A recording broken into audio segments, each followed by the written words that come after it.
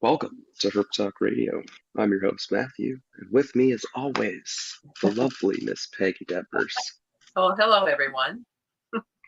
So, Peggy, how's life going on in your world with Oh, turtles and all the well, rescues and the the snapping turtle eggs? oh, Very interested in that too. yeah, I'm going to candle them. I keep saying that. I've been candling my painted turtle eggs, and they're really coming along great. I've got the snapping turtle eggs out in my she shed, and so I got to go out there and dark and candle them. And the light is just too bright out there for it's my studio. And so yeah, I'll do that this weekend and get pictures, and so we have that for the show. But yeah, 32 snapper eggs, and every one of them has so far proven to be good. And it's going to be quite the little release when that happens. But yeah, it's going to be fun. I've never hatched snappers or seen them hatch, live before, so it's going to be a new one for me. That's awesome. Um, how's the research going into testing and stuff Oh, on my painted genetic line, or all the testing I have to get done to release these. for release?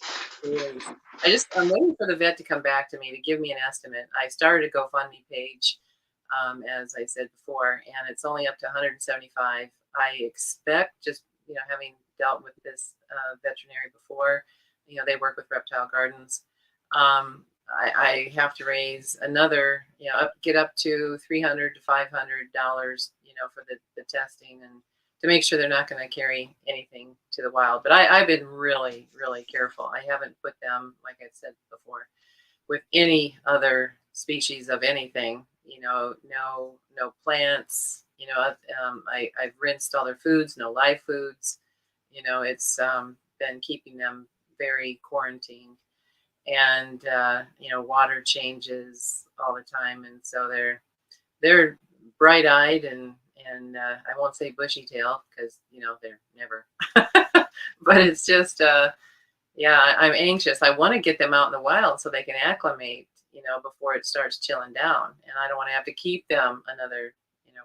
And Joel and I, we put our feet down. It's like how much we'll spend on these rescues ourselves, and then how much we just can't afford with, just the way that when the interest rates went up, our home equity loan payment got ridiculous. And yeah. So what about you, Fair. Matthew? I love all what you're encountering in the wild. Your herping days have sure blossomed. Yeah, I'm finding stuff every day, which Yeah. is great. I'm in love with it. Um, no, we found our semi-temporary permanent spot, if that makes sense. We're here for a bit. We'll be here for a while. Um, Looking to try and figure out how I'm gonna get the snakes in here. Um, Uh-huh. I'm gonna figure that out though. So I gotta run back to South Dakota probably next week or the week after, Mhm. and I'll Yeah. probably fly because we have another car up there. Oh, So, and it'll cost the plane ticket is the same amount as the gas and food would be to get there, not wow. including if I rented a motel room or something. So I might as well just spend the money and fly, get there in the same day, and Yes. then be able to organize some stuff and grab what we need down here right away. No. Cool. Great. Well, I still have 4 beers from L that we can't drink. So Heck yeah. yeah. So Oh, I need those. I wish I could have them. Today I just I, had a friend of mine is going through a legal issue, and it's just it's worn Joel and I out on telling him how to handle it, and it's just like, oh God, between him and his lawyers, and I'm it's looking for a friend maybe up in North Carolina where you can get beer shipped to. oh. Um, if you can get beer shipped in your state, let me know. I'll drive up and pick it up. Coming back Uh, here, you can get it. Are you not probably yeah. coming to Rapid? Are you? What was that? You're not probably coming into Rapid to. Oh, when I fly, yeah. But I'm talking about ordering more beer from him. Um, because it's really good beer. If you can get beer shipped into your state and to your door, I would recommend getting a hold of Parliament Brewing in California Yeah. because it's amazing. Yeah, hands down the best beer I've had. Yeah, I broke my gluten-free protocol. It smelled so good. I just had to taste it and swish it around my mouth and spit it out because, I'm the type where, I don't react unless I swallow it. And I Right. got to taste that beer. It just smelled so good. And I'm glad I did. But yeah, I can only have Green's gluten-free beer. And that comes in 4 different lagers, so that's good. Yeah. Oh, yeah. Well, this week we have Phil Wolf on, and we're gonna kind of discuss. I don't need to introduce Phil. He's been on the show. Go Come on. back, For look. the newbies, Um, let's give them a roll call. yeah, the new people. Go back to my previous episode with Phil. Learn about the what ifs of venomous keeping. Then go on and get on Venom Exchange Radio. Make sure you check that out. And then Snakes and Stogies is every Monday at 9 Eastern. So, make sure you're checking that out. Yeah, we have Phil. I couldn't have said it better myself, brother. You're all over the place, man. You've been here once, I think. Yeah. If you want to know more, there's plenty of resources to find out more about Phil, including my show. And we will let him tell us on that at the end of this show on where all we can find Phil. So. Well, thank you very much, guys. I love being here. It's great. Yeah, we have fun with you. Yeah. I know it's crazy because I'm sure you guys want to talk, snakes and stuff, but I see Peggy and I just get so turtle elated. I have so many questions and I got to remind myself to message her afterward, not ask my mindless rookie turtle questions on air. Well, it was good to help out other rookie turtle people on air. So, this is a not all snake show. I know, it's great. It's a reptile show. And it's a reptile and amphibians. We do amphibians too. So, yeah. I got a big lizard guy in the works, so. Really? Cool. Yes. Yeah. Hopefully. Yeah. We'll see next month. Anyway, so Phil, how's it going? How's it been? It's going, man. It's going. Can you guys hear my dog barking in the background or no? No. Very slightly. Okay, good. All right, because it's loud. It's loud right behind me. My apologies. Yeah, just doing my thing, doing the snakes and the geckos, and just trying to make cool podcasts and hang out with you guys.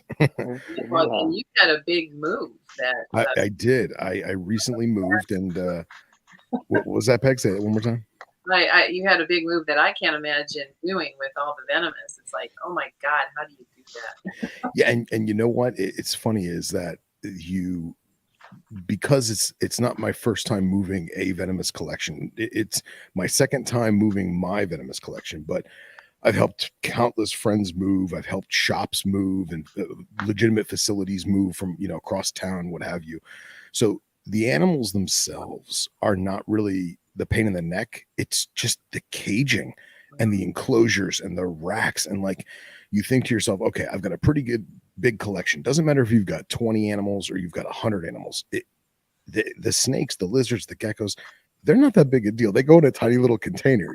It's the 4-foot enclosure that weighs 40 pounds empty. That's the pain in the neck. That's what you need to rent the truck for. So this is the most enclosures and the most animals I've had to move for myself.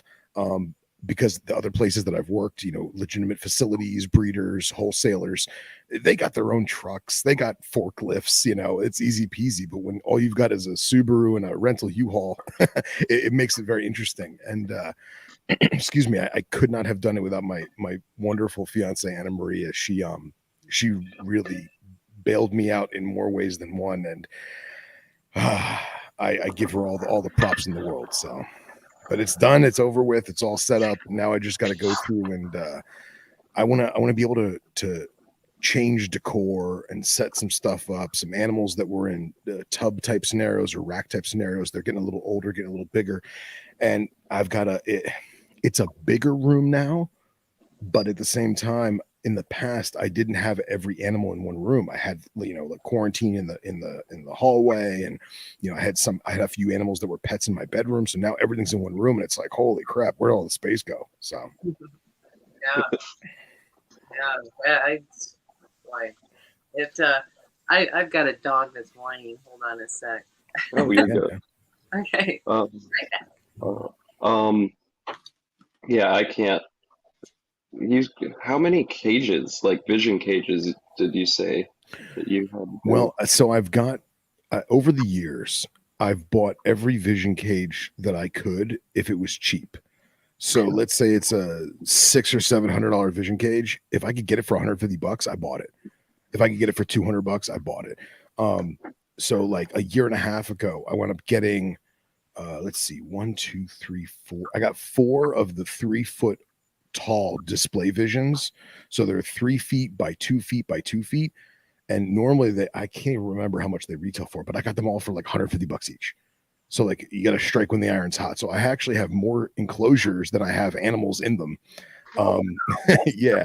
Nice problem to have. Yeah. And I mean, hindsight, when you go to move, you're like, why do I have these cages? I don't need them. And it's like, no, I may need them eventually. Or better yet, let's say I need some quick cash. God forbid something happens, God forbid the washing machine breaks and you need quick money. I could flip a vision cage in a New York minute on Craigslist. But yeah, I have, oh geez. 1, 2, 3, 4. I probably have 15 vision cages of varying sizes. I've got a handful of black box enclosures. I've got some racks. I've got one CB70 that's actually completely empty.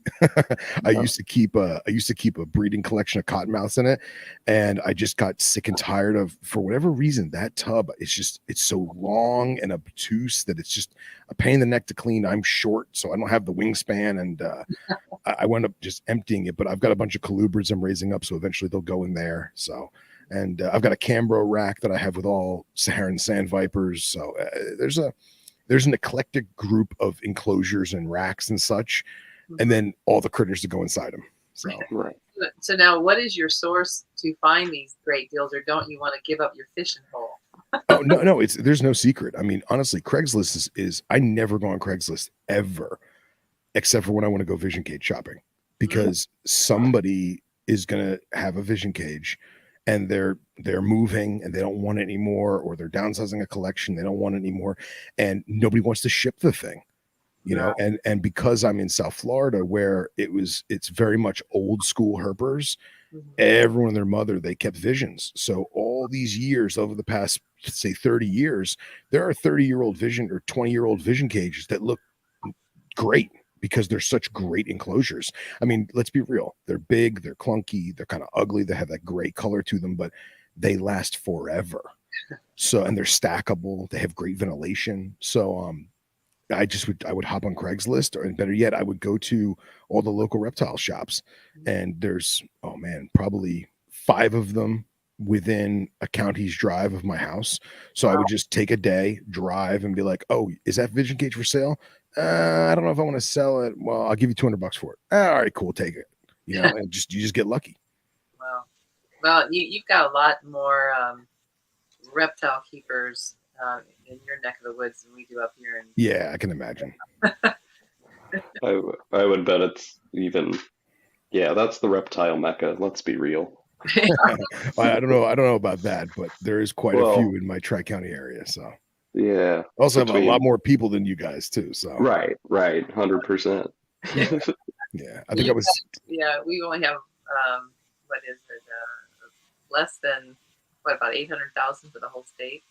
Yeah. Oh wow. Yeah, I was telling Matthew. I don't know if it was in personal conversation or maybe in the last time I was on the show, but I think the last census in my county was like 2.7 million people in my county. Oh. Yeah. Yeah. That's like 4 South Dakotas. 3. And when I look on Marketplace, on Facebook Marketplace, the stuff that's available there is nothing compared to just down in Denver, which is about 6 hours away. Where it's like, God, they've got more nice stuff on Marketplace than you could ever find. Just really beat up overused, and yet they still want new prices for it up here. Oh, of course. Of course. Yeah, That lies into a point. Like, you moved across town, Phil, and I'm moving across the country. Right. So there's a totally different motivation there. Yeah, I think it also comes down to one major logistical factor of I had the opportunity to take a week off from work, and I planned my move well in advance before my rent and lease was done. So I had a solid, I mean, I didn't do it in 5 days, but I gave myself a 5 day window to do it driving cross town. You don't have that luxury. You've got to get everything in one shot. So yours is infinitely harder than mine, man. You know? Well, see, I almost like, I don't know. I might disagree with that. I feel like moving across town might be a little easier. Um, Venomous aside, just on the moving side of reptiles, um, just because, like, at this point in time, my animals are like in a room, and I haven't seen them in 2.5, 3 weeks now, and and I need to get back there now, like now. Yeah. Oh yeah. That's just how I'm feeling. And could I have brought them? And like, there's been a whole bunch of misplanning. So like, you planned for months. I think we kind of planned for months, but we didn't really know what we were getting into. Sure. That makes sense. that's where I 'Cause we took our time too much and vacationed, I think, a little too hard the first trip down, and that's made this trip down a little different, but Yeah. it's all good. We're all worked out now. Yeah, you're gonna get it done. I have faith. yeah, Heck yeah. I grew.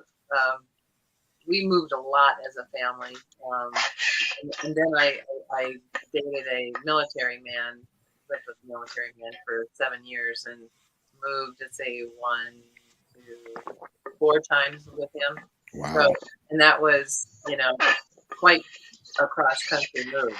You just, you get used to it, and it was kind of like the life I had, with, my family growing up too. My dad was stationed at different places working with installing electricity here in South Dakota in the 60s, where there wasn't the Yeah. electric lines that needed to reach out to all these rural communities. And so we moved around quite a bit, from Pipestone, Minnesota, to then Sioux Falls, and then to Bridgewater, South Dakota, and then, so it was the whole household goes at once, and you're kind of like, oh yeah, I know how to do this.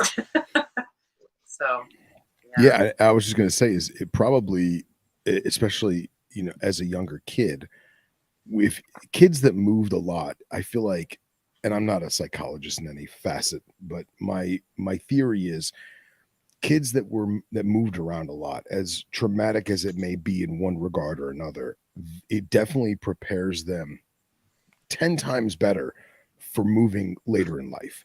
yeah. And I only move I have only moved a few times in my entire life, and I find it to be extremely stressful and traumatic because of that. I don't like change. I'm very much a creature of habit. And I'm almost envious of someone like yourself that has the ability, that has the know-how and the wherewithal to expect what's coming, if that makes any sense. Yeah, you wouldn't believe how I can pack a truck and pack a storage unit. Nice. Yeah. Well, that's like my fiance. She's like, well, look, you just prep everything and I'll load the truck. And I was like, all right. She's like, I'm a very good Tetris player. I said, okay. And sure as hell, man, she Tetris the hell out of that U-Haul truck. So Yeah. it was good. Yeah, I don't. It takes a skill, and also in those of us newbies, and the new kid in town kind of persons, it seems like it makes us more gregarious, because it's a whole new set of friends. It's a whole new set of bullies we have to put in their place. It's a whole new, I'm nearly 6 foot, and so it was like, okay, who's going to be my friend and who do I have to beat up? Yeah, exactly. Have them leave me alone. Yes. I'm a tall, brainy geek. I know it's coming. I love it. So, It was, yeah. And my dad was, yeah, you're tall and blonde. I'm going to teach you a few things on how to put people down. That's great. It's freaking great. I love it. So that was another part of moving that I got used to. Yeah. Oh yeah. See this then, like, so the moving across, like with Peggy, we've been worrying about the kids. So this is where that comes in. Like we're moving him out of the school, and he's got to leave that school anyway because we're not going to live in Spearfish anymore. Even if we were in South Dakota, we just can't. It's going to heck. Um, um, shit. Oh, I've I have moved like to Michigan before and across the country, and I think I've noticed this time I'm very much craving that social aspect. So like I'm out bebopping around all the time, like just hey, how's your day going? And then everyone here, like if you pass somebody and you don't say hello to them, like it's like a yeah, no, everyone says hi here. Wow. Everybody. That's not like it is in New York City where I was there for 3 months. No, North South Dakota where they don't want you to move there, so they're nice enough, but not too nice. Yeah, they call it that Southern hospitality, Yeah. Right. And see, Well, I'm no too one's far from south. Yeah. Well, I was just about to say I'm too far south. I'm below the Southern hospitality. So when you do say hello to someone or you hold the door for someone going in and out of the gas station, they look at you like, oh, thank you. Okay. Yeah. Yeah. Hello, Smitty. Hey. Oh, So yeah, it's well, if you need advice for your kids when they move to a new location or whatever, just give me a call. well, the 6-year-old I think is super excited because like we'd show up at a lake in South Dakota and the kid would be like, "This is the ocean. This is the ocean. This is the ocean." No, it's not the ocean, dude. It's a freaking lake. Quit calling it the ocean, please, please, man. And then we get to the ocean and he sees the ocean when we were down here the first time. And I'm like, that's the ocean. You see, you can't see anything at all except for water. That's the ocean.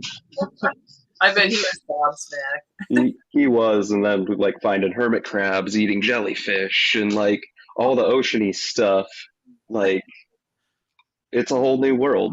He's never seen anything like it. Neither have I really. I've never been on the coast, but so it's a whole new world. It's yeah, it's great. So And yeah, all my shirts are dirty. Otherwise, I'd have one on. For those wondering why Matthew is bringing up shirts, I just was showing my Fulvius Apparel hat. So check it out. Fulvius Apparel. Show it again. Ah, okay, cool. Yes, check out Fulvius Apparel. Yeah, their shirts are awesome. Fantastic quality, fantastic craftsmanship. Going back to kids with lakes and the ocean, I always found it fascinating to show kids. I don't have kids, but I've always found it fascinating to show kids a map and let them see where they are on a map and show them like, see that rock over there? That's right here on the map. And they're flabbergasted. It's amazing. It's awesome. I wish I could go back and see myself doing that. So it's very funny that you bring up your kids and is this the ocean? No, it's a lake. Well, show them on the map, man. And then they'll be like, whoa. Yeah, we did. We had a map in our old house up on the wall. And like we're dead center in the middle of the country. The center of the nation's 10 miles up from my house, literally. Oh, wow. There in South Dakota. So we're literally in the center. I'm like, see these two spots on the side, those are the ocean. Other than that, it's just lakes. Nice. Well, Great Lakes. When you're at the Great Lakes, it sure seems like an ocean. Those look like an ocean too. Yes, 100%. Yes. Both of Erie and Michigan. So Phil, besides the on your move, besides the have you ever had a mishap with an animal that it's gotten out, or Well, yes and no. So I have not yet, and I say yet because I don't want to jinx myself. I have not yet had a venomous reptile escape in transportation. And that's because, you know, we have fail safes, we have contingency plans, the metaphorical and physical box within a box. You know what I mean? Right. Doing things like sewing the corners of your snake bag, or in a case where you can't sew because you don't have a sewing machine or you don't have needle and thread, you can zip tie the corners of your snake bag. And you're basically making a rounded surface opposed to a corner where they can press their face and nose and dig at it and bust that stitching. In the case of deli cups, you know, you have an appropriate size deli cup or tub container that is a locking latch lid, to which point you use electrical tape to seal the rim and seal the latches so that even if the snake gets leverage with inside that deli cup, it can't pop the lid open or pop a latch open. And then that container goes inside of another container, you know. Wow. And then in Florida, we have very, very strict rules on transportation and containering with markings. So on the outside of the most exterior container, it has to say the words danger venomous reptile. It has to have the common name, the scientific name, and the quantity of the species within. In the case of me, because I was using the same container over and over and over again, what I've done is I take a piece of newspaper and I just tape it on the top of the lid. And then I get my Sharpie and I write what's in there, and I can always cross it off or rip it off and put a new piece of paper and just go about it that way, because it's only temporary, you know, however the hour or whatever they were in there. So there is lots of containment protocol and contingency plans. God forbid X, Y, and Z happens, you're prepared for it both physically and mentally. Now, my late mentor, Frank Menzer, he moved from my neck of the woods to Greenville, North Carolina. And he had basically boxed up his entire home with him and his wife, except for the snake collection. So him and I spent like a solid 2 days bagging everything up, containering everything, and most of it was harmless with a handful of venomous. And we put all the enclosures in the bed of his F-250 pickup.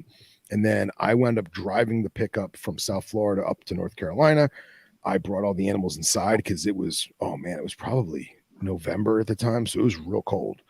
And I brought everything inside. The real estate agent was kind enough to drop me off a space heater and a sleeping bag because it's an empty house, you know.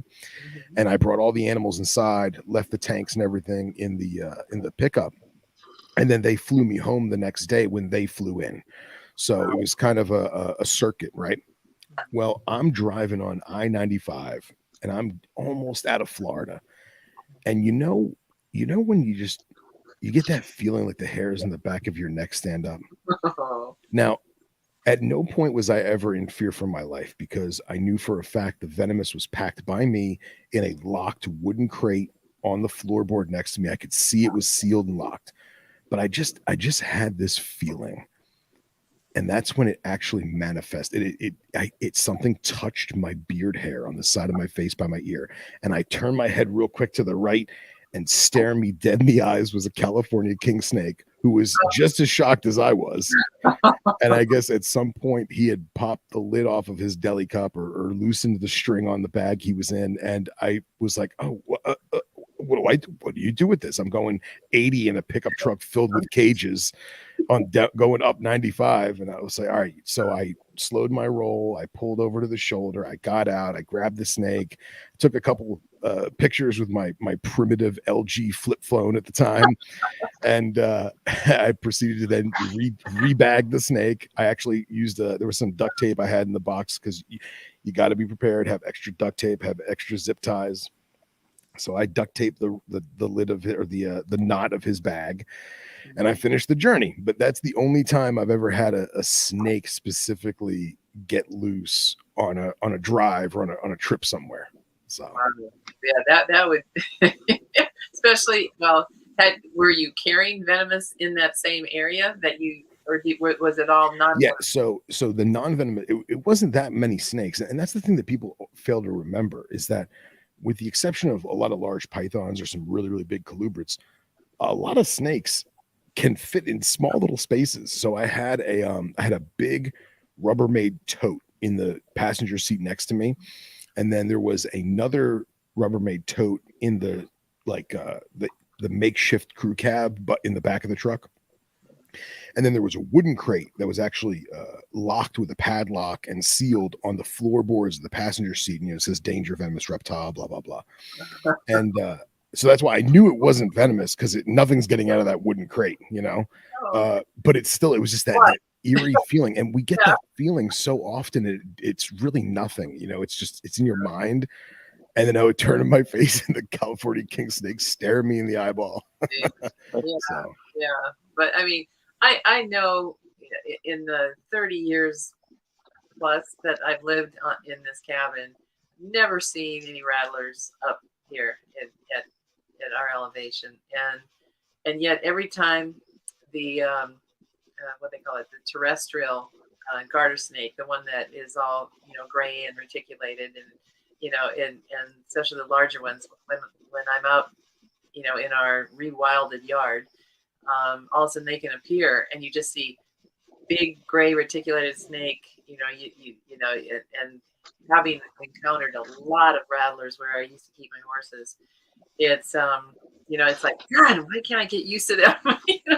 Why do I have to jump so much when those gray ones? So I would have just, it's like, being well, it doesn't help when the garter snake rattles his tail the same way. Oh God. Yeah. That's like we get a lot of phone calls around here, and people are like, "Oh, there's a rattlesnake in my yard. There's a rattlesnake in my yard." Like, "Oh, what color is it?" "It's orange and red."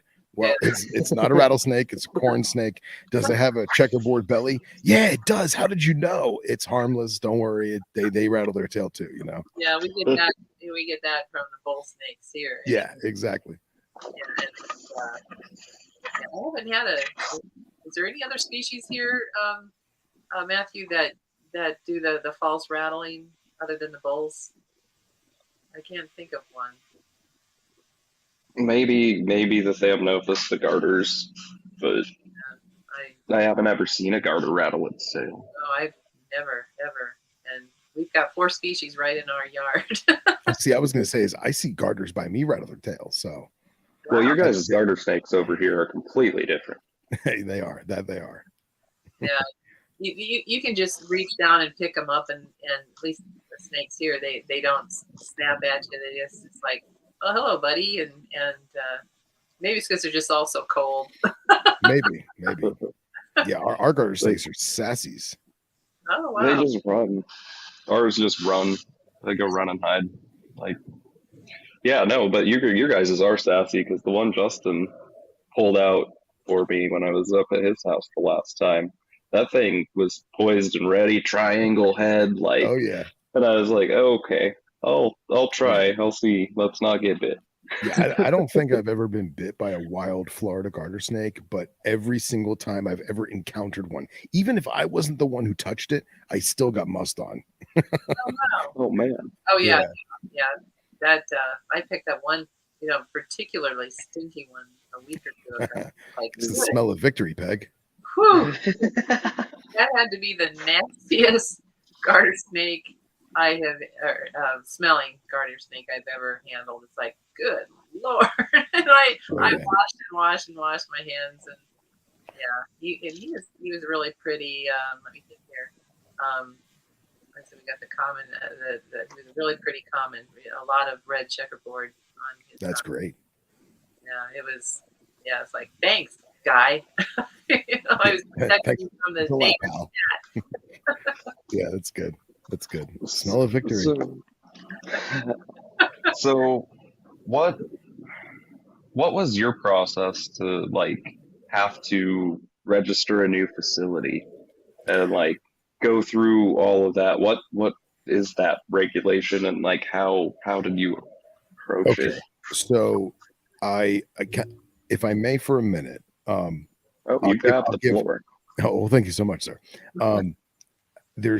I'll tell you both ways, because I was actually blessed in the fact that this facility was already inspected and approved.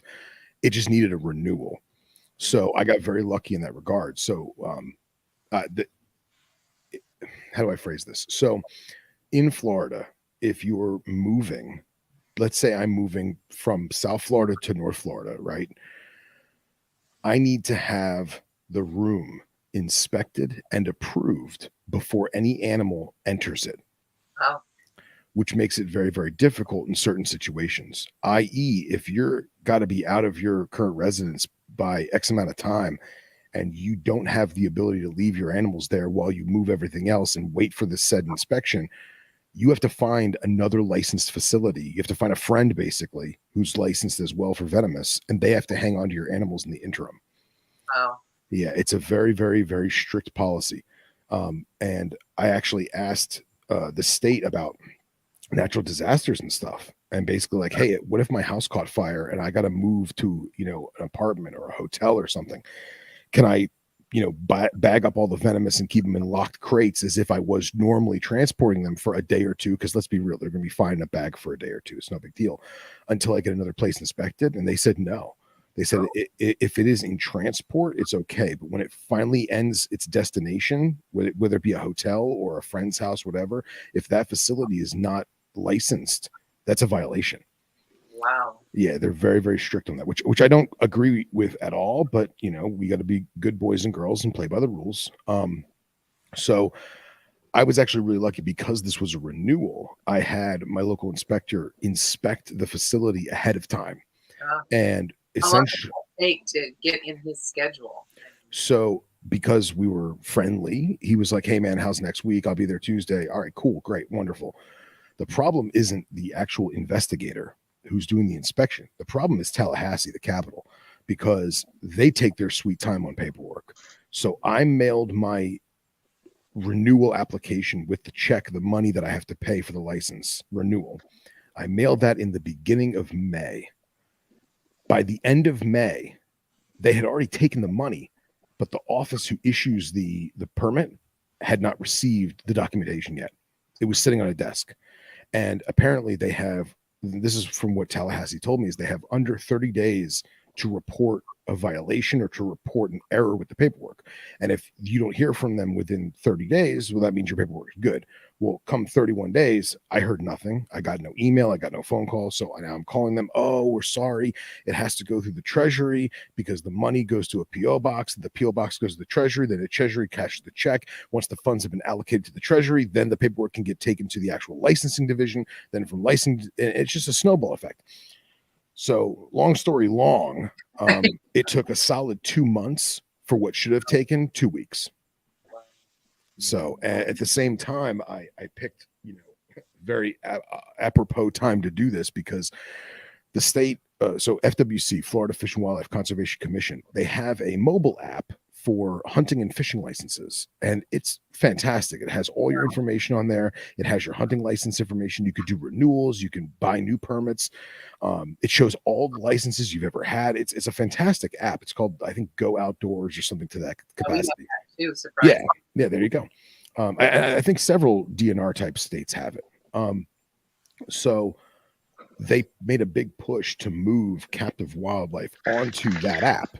Well, that app went live May 28th. So in the interim of them doing all this, they're also bumping me to the back of the line because they're dealing with all this online crap. And as far as I can tell, the app is still not up to date for captive wildlife. However, you can go onto a desktop, onto like an actual, internet browser, and you can log in that way. But if you're on your phone, you're SOL. Wow. So I've been dealing with a lot of that, but everything got taken care of. There was no issues, no violations. Everything's tip top. But like I said, had it not been a renewal, it would have been a real nightmare, because then I'd have to wait for an inspection. Question. Oh, of course. Sorry. So knowing that, you could have a weather event or a fire event, as you had mentioned, do you have a list of networks set up of licensed, take my stuff? I've just had, this horrible event happen. Yeah, absolutely. Yeah. So providing it is not a dare I say, apocalyptic event where all of my friends are in the same boat that I am, I'd like to hope that the state would have some kind of have a heart in that regard. But I have multiple people that I've mentored and who have mentored me that would have no problem taking me in, so to speak. That's not a concern in my mind at all. And I've been really blessed in that regard, that I have the friends that I have who are keeping the same way that I do, keeping the same animals that I do in some facets. So again, I'm super blessed in that regard. We also have the same way that we have very strong contingency plans and protocols for transport. We also have disaster plans. So as part of your state license, you have to retain on facility your bite protocol, all the medical information, all the information on each individual species that you're keeping, but you also have to have a disaster relief plan. So should a hurricane be on its way, I have, 12 hours or whatever it is to follow my plan. And I spell it out for the state. So, all animals will be double bagged, double containered in escape proof containering with appropriate labeling and marketing, blah, blah, blah, blah. They will be kept in an inner room with no windows, without access to the outside world, preferably a locked door, blah, blah, blah.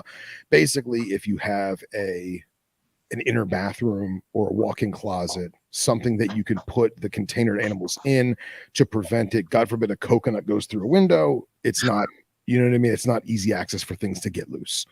So we have all those protocols and plans in place. Yeah. I mean, yeah, we had a tornado coming at us about a couple of weeks ago, and thank God it pulled up. It just started to drop and then put up. But it's like, just when we were under a weather alert, I got all the buckets by the tanks ready to put the turtle, it's like, okay, it's getting close. I had all the turtles in the tub, moved the TV off of the crawl space, hatch. It's like, how am I going to get this new dog? Joel wasn't here. He was still at work. How am I going to get this dog down into that, hatch? Yeah. With his hind legs like, no, I'm not going. It's like, okay, I'll put the turtles down first. And, and then I go, I'll screw this. I'm checking the radar again. And then, the thing had popped back up. I was like, oh, come on, stay up. And I told Joel, okay, the next time I have to pop down into the crawl space, you got to be, someone has to drop down first, hold the hind legs of our Kelpie together, and then drop him down into the crawl space, because he does not want to go down there when you're holding him by the chest. Oh, I can imagine. That's a big black hole. You go first. Yeah. Well, I think that's actually a scenario that myself and my peers really don't have to deal with, because we really don't get a lot of hurricanes by us. And if we do, it's a water spout. And there really isn't too much fear in our area of that. But I feel like personally, if I lived in the Midwest or I lived in a tornado prone area, I probably wouldn't have anything above ground. It wouldn't. I'm too pragmatic for that personally. So if I had the ability to have a crawl space or a basement or a shelter, if you will, I'd probably make that the animal area. That way I'm not scrambling, listening to the freight train horn coming towards my home, trying to bag up cobras and snakes and stuff. So well, at least with like a hurricane, you get some warning.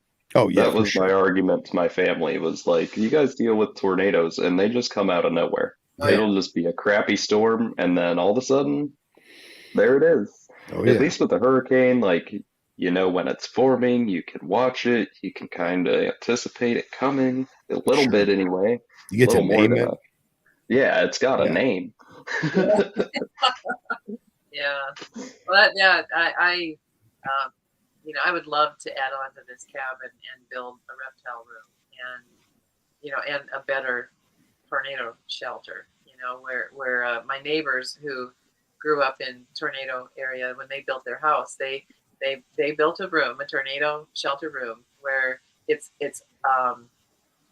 basically it's encased in cement. It's this big, the roof is cement that the cars can drive onto it. It's so strong, so. Oh, wow.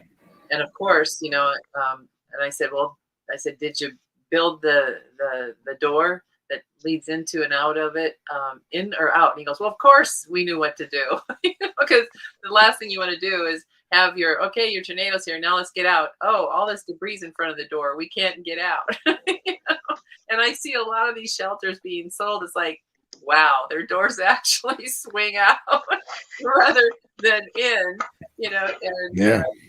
Well, and see, it's the polar opposite for hurricanes. You want the door to open out because of the pressure, you don't want it to come in and then blow out all the windows of your house. Right. Yeah, because I've seen that plenty of times where people didn't realize they're new to South Florida or what have you, and the hurricane's there, and maybe it's a lull in the storm, maybe it's the eye of the storm where it's beautiful weather for however much short time window you've got, and they go to open a window and it just shatters out windows, sucks their door off the hinges. Now they're really up the creek. So it's funny how the doors swing reverse in that regard. Yeah, because in this case, usually the doors, there's such what they call an inflow into the tornado, and the doors are sucked, into that inflow on the outside. Yeah. On the inside of the door, you've got 3 hooks and big draw beams down. Sure. And so that the pressure can't, it depends on which side of the tornado you're on. And so, it's, but the one thing is so many people have been locked in their shelter and they can't get out, and they panic and they can't be heard. There's no cell service. There's no, it's like, well, now what do we do? Yeah. So, and me being claustrophobic, that door must be pulled in. Yeah. Oh yeah. Yeah. So keeping. So what else can we talk about? Yeah, right. Now that we're not going to get any sleep tonight. Well, I'm going to be traveling down the road with snakes at my feet in the car. Yeah, right. That's the dream I'm going to have tonight. I know it already. Nice. So I have a question, maybe not quite related to moving, but do you have to be a venomous keeper and licensed in order to transport in Florida? Yes, absolutely. Okay. Yeah, so it's illegal in the state of Florida to interact with venomous of any kind, including native, without a permit. They actually just changed the law that basically says if you're caught interacting with or releasing venomous reptiles, native or non-native, without a license, it's actually a felony. And they actually changed the law to they amended it to take away the whole native aspect. So let's say you and Peggy are on vacation and you're driving through Big Cypress and there's a diamondback crossing the road, and you get out and you take your snake hook and you scoot it off the road. Maybe you pick it up and take a photo real quick, the infamous wanker shot, and you let it go on its way. That's not a felony. But if you were to keep that illegally in your home without a license, obviously that's illegal, and then you were caught releasing it, like actually releasing it, that would also be a felony as well, even though it's native. Wow. Yeah. So there's a lot of laws that need to be better defined. I think they're actually waiting on some case law for that. A lot of it was left in a big gray area on purpose so that they can kind of, amend things with case law as time goes on. But it really wasn't meant for the casual herper helping a rattlesnake cross the road and not get waffled. It was more so meant for people releasing things that they're not supposed to have to begin with. So, wow. Yeah. Yeah, we move a lot of snakes off the road, and some of them are rattlers, and I keep, Joel's been using his very long camera tripod, and I'm like, oh, we got to get a hook, honey. We do this so often. Let's get a hook. Yeah. And we still haven't done it year after year. Yeah, you got to go to venomlifegear.com and get yourself a 40-inch standard hook and call it a night. I insist on a 6 foot. Oh, 6 foot. Okay. I mean, that's how long his tripod can extend out, and it's got, and it has those flipper latches at the end. Oh yeah. So it can it works as a hook at the end. Good. I like it. That's good. So it's very, very improv. I like it. Yeah, for sure. But gosh, I forgot my other question. So besides the permitting part, what was the hardest part of the move? All the planning before? I mean, you had it really well planned out, it sounds like, from everything I've listened to and heard you talk about. I did not have it planned out well at all. I mean, let me rephrase that. The animal part I had planned out well. The rest of it was a complete shit show. Yeah, I will not sit back and pretend to be this ultimate planner. Like I said, if it wasn't for my fiance, it would have been a completely botched job. But the biggest thing that caught me off guard, because I knew how I wanted to transport the animals. I knew how I wanted to do the U-Haul rent a truck. I knew I needed a 15-foot truck because of the way that the cages are. I had actually done this before. One time I had a home repair, and I had to get all the animals out for literally like 12 hours. And I wound up having an apprentice come with me, and the two of us literally bagged everything, moved the cages downstairs, put it on a truck in my parking spot in the apartment complex, did the home work with the contractors, then brought everything back in that night and called it a day. So like I knew how to choreograph that. But what caught me off guard was not having appropriate sized or enough containers and bags to do it. Oh. And what I Okay. did was probably about a month before pulling the trigger, I went through and I started throwing away old deli cups, throwing away old Sterilite containers and Rubbermaid tubs, and just like stuff that I hadn't used in 5 years. It's going in the garbage, you know. And I started to do a head count. I was like, man, I don't have enough containers. You know what I mean? This I have to fix this, because God forbid there is said hurricane coming. You know, tis the season. It's springtime. I'm ill prepared. You know, I had acquired some snakes this year. I had stuff that got bigger. Stuff that I thought was going to fit in a 6-inch deli would definitely not fit in a 6-inch deli cup. So I had to get other containers. I bought some gasket tubs, and I got some old pillowcases, and made sure I had a container for every single animal. God forbid I had to actually container every single animal. And then one thing that I in my mind and on paper, it sounded great, and it did work, but it wound up not being as easy as I thought, was several of like my colubrids. I have them in gasket tubs that are 19 quart, right? And they're independent locking lids. They're all their own little ecosystem, right? So I figure I'll just take the water bowl out so it doesn't smush them, and I'll just transport them in their house, you know? And it worked like a son of a gun, but I didn't realize how many I had and how heavy they would be when I put them all in another tub. And that was a little hairy, but it got done, you know. But that was the biggest thing that caught me off guard, was not having enough containers to transport everything at once. Wow. So Wow. Yeah, Yeah. that would really suck. yeah. You box up half the collection and have to move it half and half, and Yeah. Yeah. Well, and I've got to start counting my buckets, you know, because, you know, we have to flee, not, you know, we have to go to ground in tornado, but we have to flee forest fires. And, you know, I've, what was it? We were out on, it was 02. We were kicked out of our place by the National Guard, and we weren't allowed back in it was about 10 days later. Wow. And when we, you know, because I had fought forest fires, I made sure that our place was mowed and grazed and, you know, and all this stuff. And so when we got back and they said, hey, you know, everybody's lost a lot of trees over there. And so Joel and I drove up to our neighborhood. And so here's our 3 acres and an island of green in a sea of black. Wow. And I had gone to home association meetings and saying, you know, I used to fight fires. You will have structural damage because you have all these small little trees a yard apart right up to your house.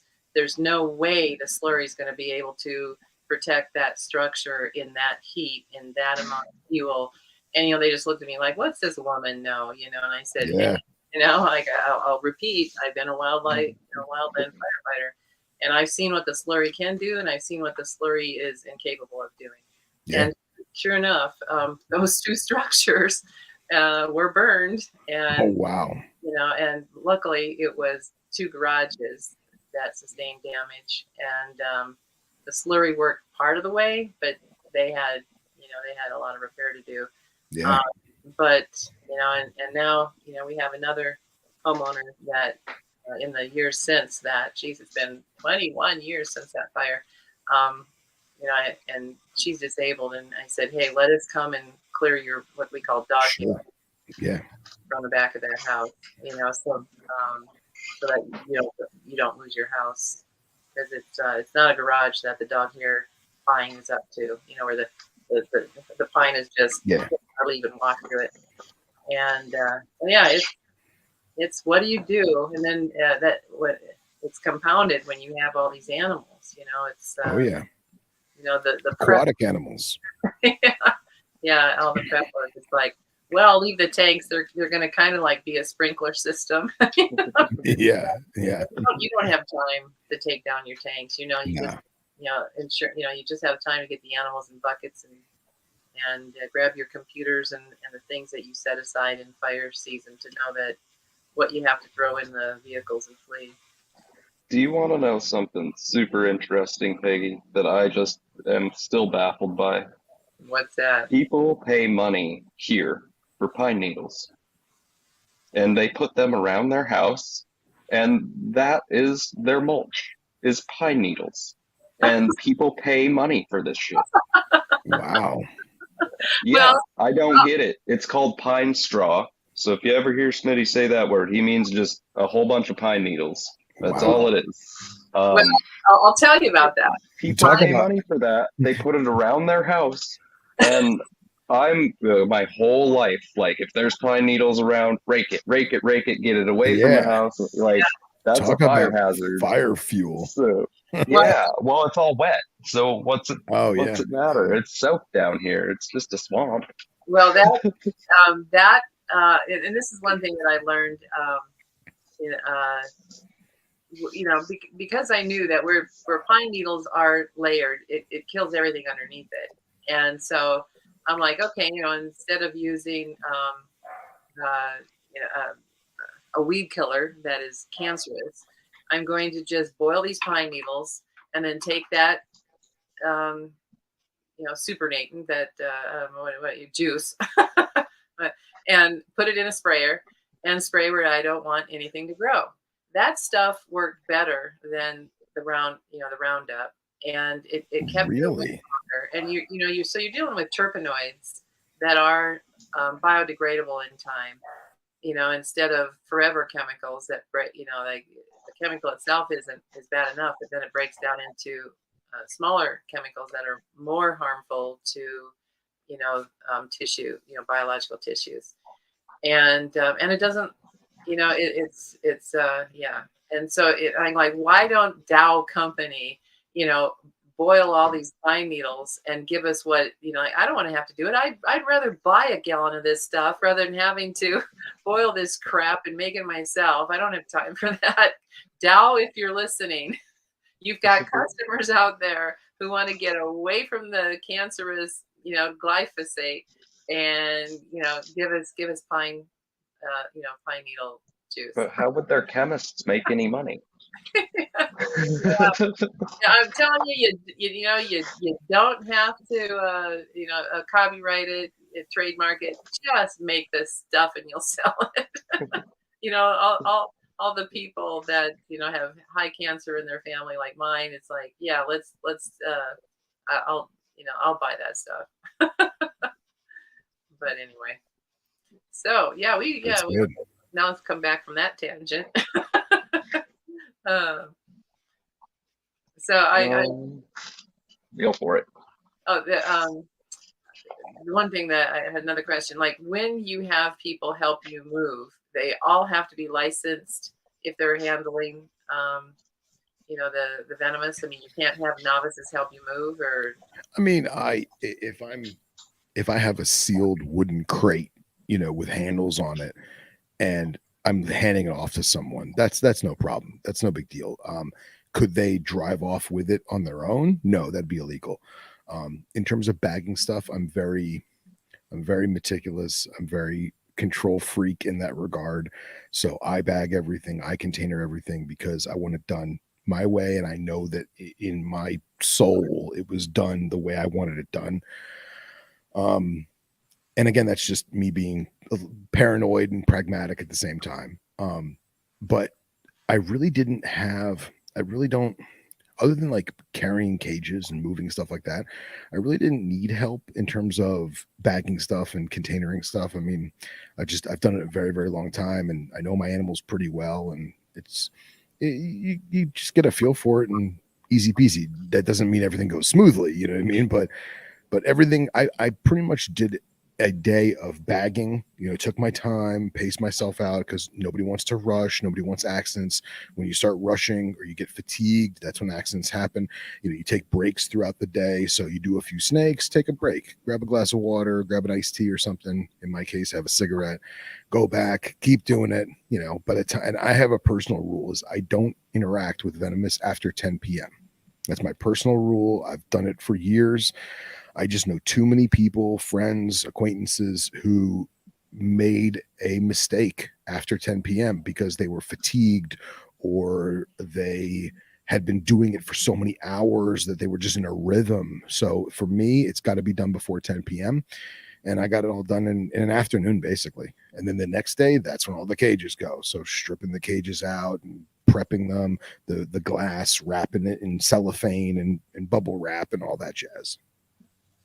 Yeah, makes sense. I don't know if that answered the question or not. Sorry. Yeah, it did. Yeah, because it's like, boy, you can't just have anybody help you, can you? Well, not if they can't drive a box down there in Florida that Yeah. has venomous snakes, even though you're not interacting with it at all. Yeah, and the people that I would have me help bag, like, don't get me wrong, the stuff that I keep now is nothing that I can't per se handle, but I have had animals in the past where I wanted backup. Not to say that I couldn't do it on my own. It's just way safer to have another person or another two people there. There's also scenarios with certain species where you don't want three people or two people in the room. It's safer to have someone by yourself, because instead of the snake fixating on just you and stressing over just you, now it feels cornered. Now it feels surrounded because there's three food monkeys in the room, not just one. And I've had that happen several times where I was like, hey man, back me up on this, 9-foot forest cobra, help me bag this thing. And it just goes haywire because the snake is terrified. It's terrified for its life, So there's certain ways to go about it, and you do your best job. And I have no problem asking for help. That is one thing I will always say. I will always ask for help, and I'm very prideful, but not when it comes to safety. I have no problem asking for help. If it feels wrong, it probably is. Yeah. I'm a chicken. Yeah, I don't like spiders and snakes. No, I was teasing my old boss at the biochem place. They get these wolf spiders that are about that big, and especially the females that have all the babies clinging to their abdomen. And I think, wow, that is just so interesting. All those babies, and then if you disturb it a little bit, all the babies fly off, but then they crawl back onto mama, and I just like watching that kind of stuff. But if it's a little black widow, it's like, oh man, I become a wuss, So here, my boss, he rings us in the because he's still Joel's boss.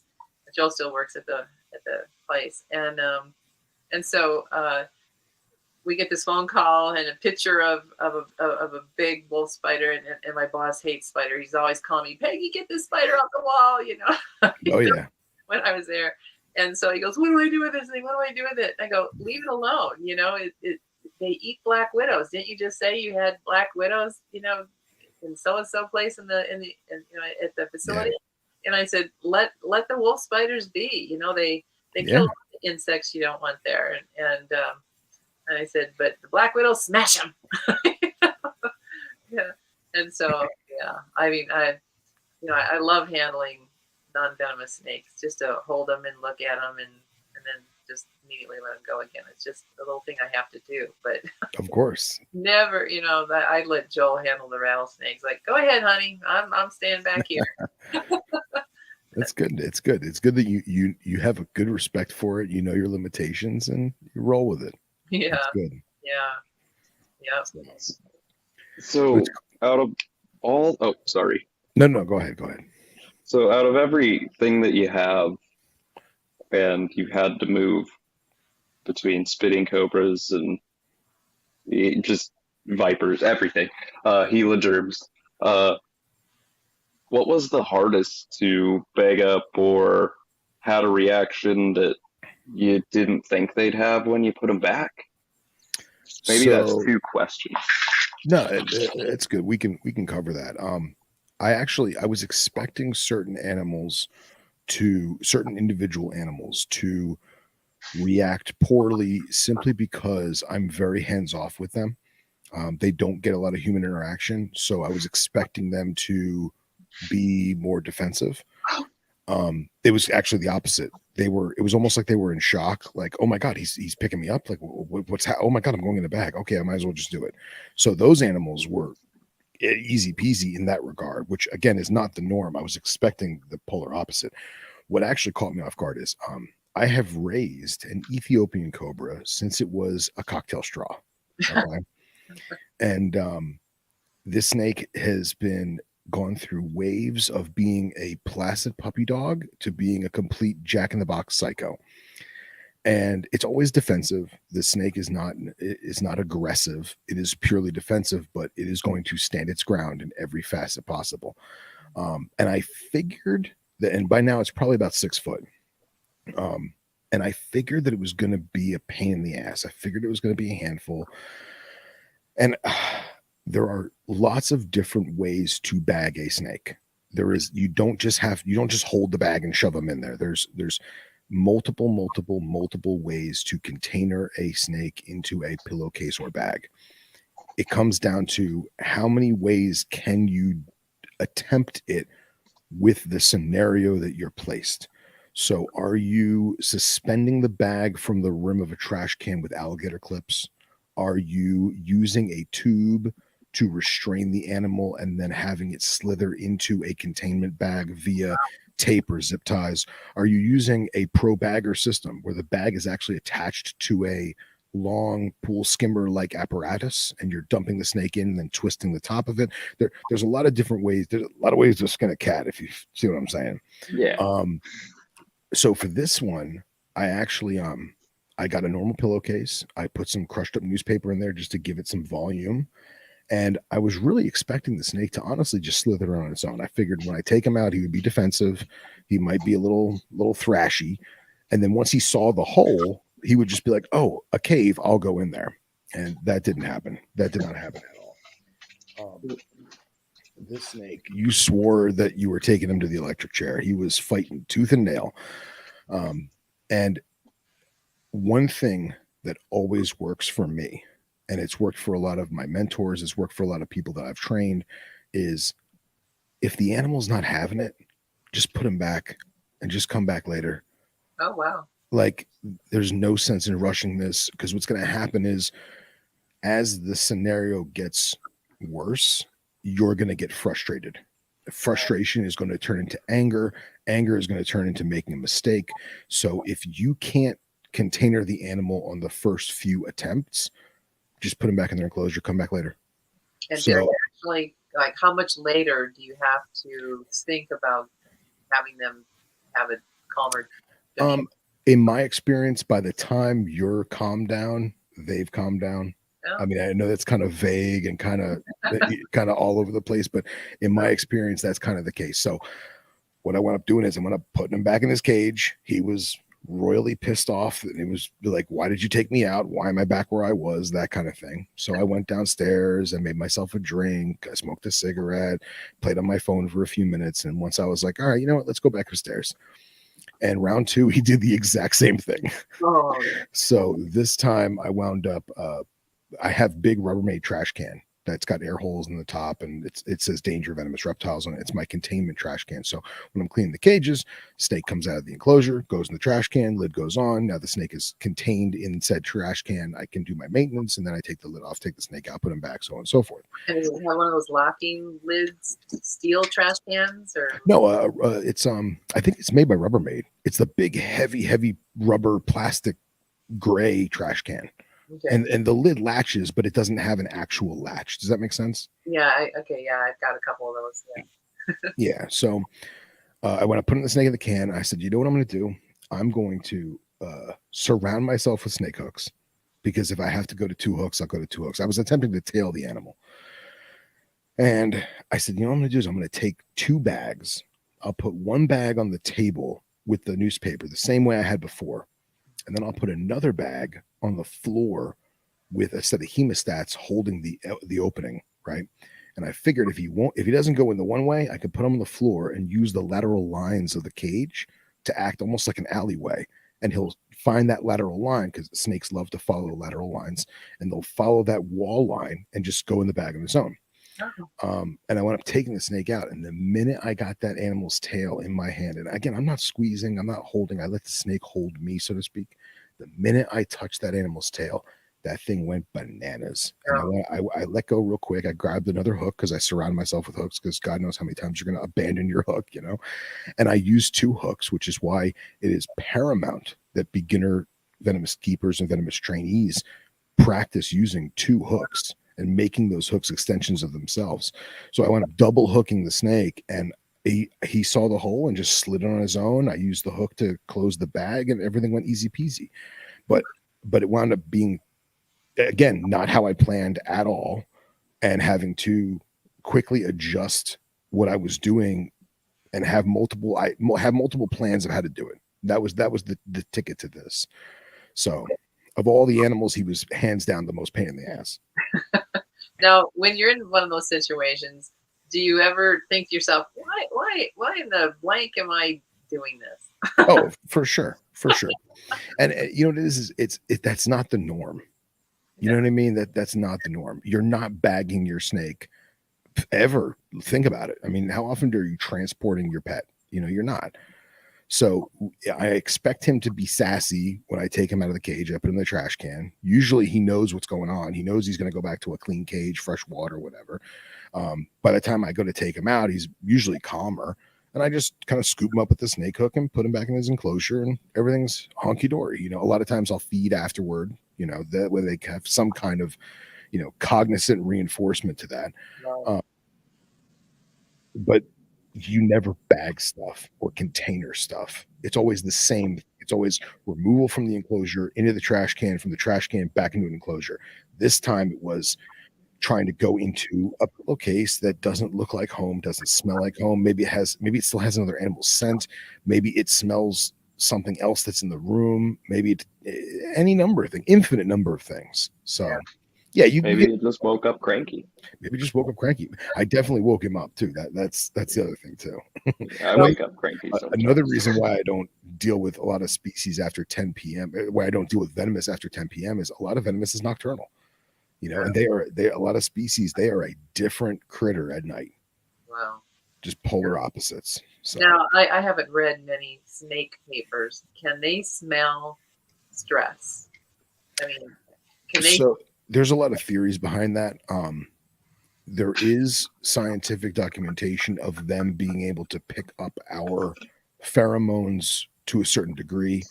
I don't know if that includes stress or anxiety, but it definitely is, you know, like body odor, perspiration, that kind of thing. Same thing with colognes and perfumes. They can pick up on that too. That actually will increase in my personal opinion, not to anthropomorphize too much, that will actually increase the opinion of said animal, because now it's not only recognizing the individual by their physical appearance or the way that they touch the snake, but by their cologne or Axe perfume or whatever they got going on, their detergent, if you will. I've had snakes that reacted poorly to detergent.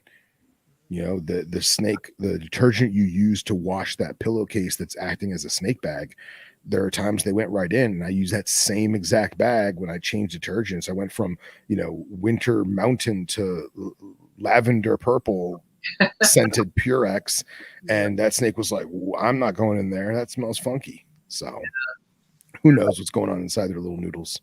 Yeah, I was surprised. You know, I was doing some framing at a gallery, art framing, and one of the other gals that was using the same framer, she really believed in the homeopathic stuff, and I really hadn't investigated it. She goes, "Oh, you're having a migraine starting here. You know, put this lavender, and it'll relax you, and I can tell you're stressed. You know, your dog has just been attacked by a pit bull, and I had my dog with me all, you know, stitched up and with the cone head and all this stuff. And I was stressed. I was worried about her.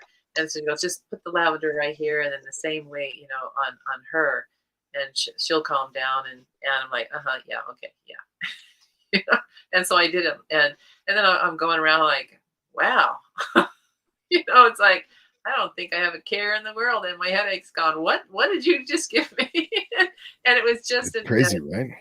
A pure lavender flower extract, and it's like, okay, I've got to go to the NIH, you know, National Institute of Health.gov, and, you know, find out if there's something to that chemical. Sure. And I'm like, wow. Oh, well, okay, I'll remember that when a pet is stressed and I've got a migraine going. Yeah. Well, I think personally that in the regard of mammals, whether it be dogs or cats or humans, right? Because we're mammals too, that could be a very, very strong factor. In the case of the snake, though, Yeah. I feel like it has more to do with body language and like the old adage, I call it, the snakes can smell your fear, right? I don't believe that. I believe that they may be able to smell certain pheromones you're releasing from anxiety or stress, but what it comes down to is the apprehensiveness of the handler interacting with the specimen, because snakes are very, very reactionary, right? If I came over to you, Peggy, and I touched your elbow but told you to look the other direction, you would know I was touching your elbow.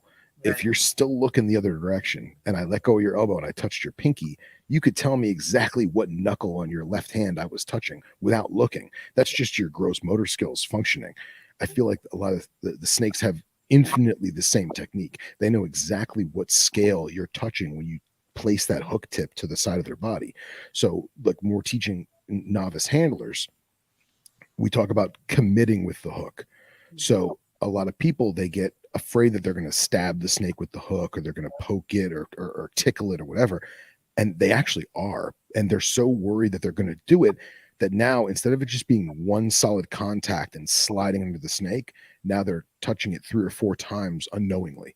And now every single time you've touched that snake, it's sent a nervous reaction to them, and they're going to turn and they're going to find out what just poked them in the side, opposed to the single, confident scoop of the snake hook. And we're not talking about an aggressive, slashing or anything, just literally scooping the snake up with the U shape with the hook. That has a far less dynamic reaction from the individual specimen. So I feel like a lot of times when people are like, oh, they can smell your fear. No, it's not that they smell your fear. It's that they read your apprehensiveness by your meek attempt at committing to the task at hand. Does that make sense? Yep. Yeah. And feel you tremble. What's that? Like with me, they could feel me tremble. And honestly, yeah, that could very well be a thing. You know what I mean? You're holding a piece of aluminum that's reverberating vibrations going through your body. I'm sure that plays a factor, at least maybe even in a minute way, but it does, I'm sure. I do believe there has to be something there, because, like, I don't know. I think, like, I'm going to use that garter snake that I caught, or that Smitty caught and I touched. Like, that thing was pissed. That thing was mad when Smitty hooked it, and Smitty didn't like double touch. No, he just hooked it up, and here we are. But I do believe that they got, like, a demeanor read and are able to read a human, at least to know if it's coming at them or not. Because that snake was mad, and then the second I touched it, it just calmed down and was like, "Oh, yeah, you're not here to hurt me. I'm fine." Yeah, and I Didn't feel must like on me, nothing. I feel like that plays it's not so much that they are reading your vibe. It's more so the fact that you're calmly committed to the act, not inadvertently physically antagonizing. If that makes any sense. 100%. Essentially, you're touching the animal once, opposed to touching it 5 times in rapid succession, unbeknownst to you. Right. Yeah. Interesting. Well, when we do buy the snake hook, I'll just have to practice, with all of the garters in our yard. Yeah, for sure. I was really sad, but yet excited that I found a tiny little 9-inch green green racer. Oh, nice. Just about 2 doors down and on the road, and killed. Oh, damn. And it's like, well, okay, we've got baby racers in the neighborhood, so they've got to, well, I don't know if they'll come to our yard because probably the bigger garters will eat them. Or I'll have to read up on all the different species. I've got a feeling that might be just like a green, I can't think of the name. Are they a green snake? You have them down there, Phil. They're all over the country. Well, I think just a little green.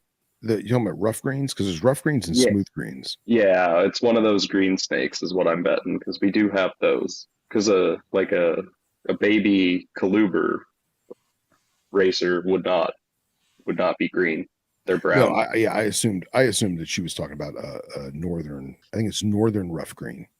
That might be it. Yeah, but yeah. Helping you out. I also know that I'm trying to remember the other racer, that the youth are green, but then they grow up and then their bodies are kind of like a blue gray green, and it's kind of like a rainbow, and then they've got I think it's a yellow belly, and then yeah, the yellow belly racer. Yellow belly racer, and then but they're as a juvenile, as a hatchling and a juvenile, they're bright green with a yellow belly. Oh wow! This one was bright green with a bright white belly. So I'm like, oh wow! Could have very well been. I know those green snakes and ringnecks, the red bellies, are all the small snakes. Those are the only two up there that stay small, like 8 to 12 inches, maybe a little more. Yeah, no, that's one that you could really make a nice habitat for. Sure. If you could keep it in it. Yeah. Yeah, right. I was just about to say that. Yeah, when I was a kid, my garter snake got out a lot, and usually, because on the farm there it was pretty cold at night. I could just feel it right by my belly, keeping curling up at my belly, and I'm like, oh, okay, yeah, well, I know you're there. I'll try not to roll over on you, and I just let her. That's great. But yeah, he's the one that ended up in the bathtub with my mom, and that didn't go over too well. Oh, I can imagine. So you get all the snakes loaded and the cages unloaded at the other facility. And then how are all the snakes reacting? Did you have anything like react a little funky that you took note of? Or yeah, actually, not in the way I expected. I expected everything to be on high alert. I expected everything to be very agitated and very restless. That wasn't the case, believe it or not. So this room now gets a lot of sunlight, and I have a mirror tinting on the glass, and I just bought curtains off Amazon. I got to change the curtains. So, but it gets really, really hot. So right now in summer, I mean, it's middle of July. I got to check the Govies, but it was ranging a high of like 87 Fahrenheit. And which is I'm okay with it for right now. If it stays like this, I'll be okay. If it gets hotter in August and September, I'm probably going to invest in a small AC unit that's like one of those little portable lunchbox looking ones, just to kind of taper it down a little bit.